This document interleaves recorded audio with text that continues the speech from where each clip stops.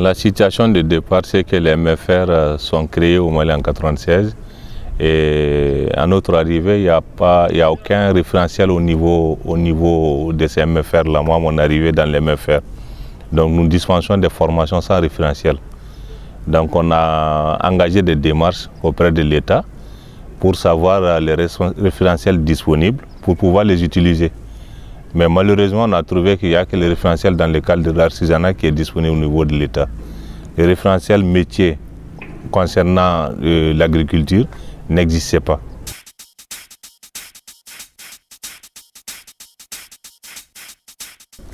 On a identifié déjà les organisations paysannes qui sont représentatives au niveau national, qui ont un pouvoir décisionnel, on les a repérés.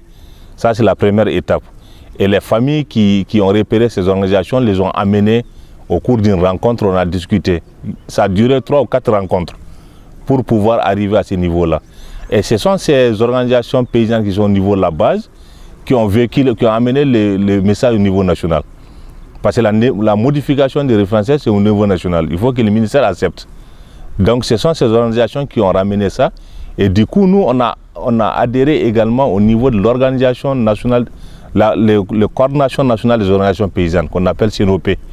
Les MFR, on a adhéré dans cette coordination-là, pour que notre voix également porte, pour qu'on convainque également cette structure nationale à être avec nous dans ce combat-là.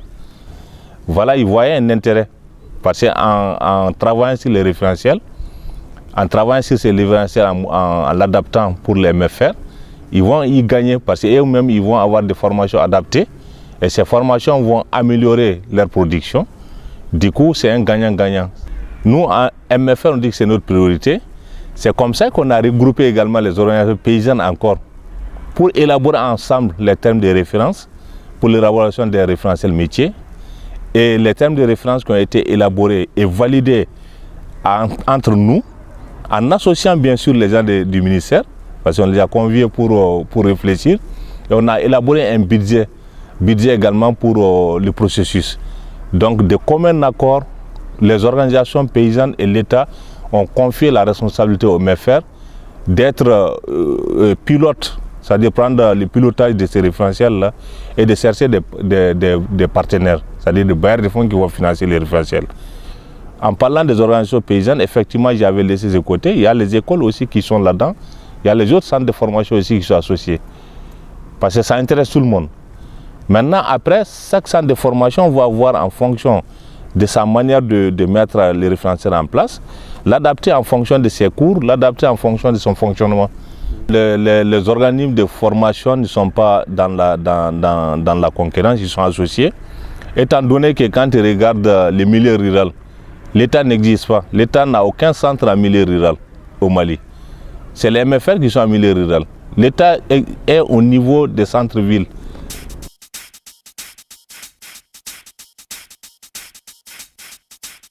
Bon, la difficulté, c'est que l'État ne reconnaît pas l'alternance, déjà. Ça a été un combat. On a fait 5 ou 6 ans pour que l'État comprenne. L'alternance, c'est vraiment une partie également de la formation et ça peut aider les jeunes également.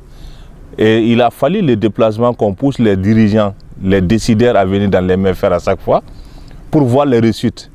C'est ce qui a convaincu l'État pour dire que vraiment l'alternance qu'on explique, c'est une réalité et que ça peut vraiment aider la population.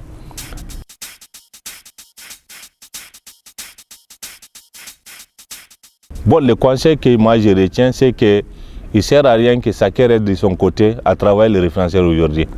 C'est un problème de la sous-région. On se rend compte aujourd'hui à travers votre intervention que dans tous les pays, le problème se pose aujourd'hui.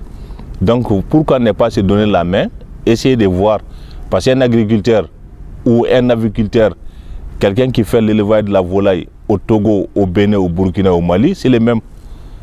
C'est les mêmes pratiques. Pourquoi ne pas se donner la main et travailler en sous-région, d'élaborer nos référentiels en associant bien sûr les autres organisations paysannes au niveau national de chaque pays, ils sont identifiés, les associer qu'on réfléchisse au niveau de la sous-région, au lieu de travailler individuellement.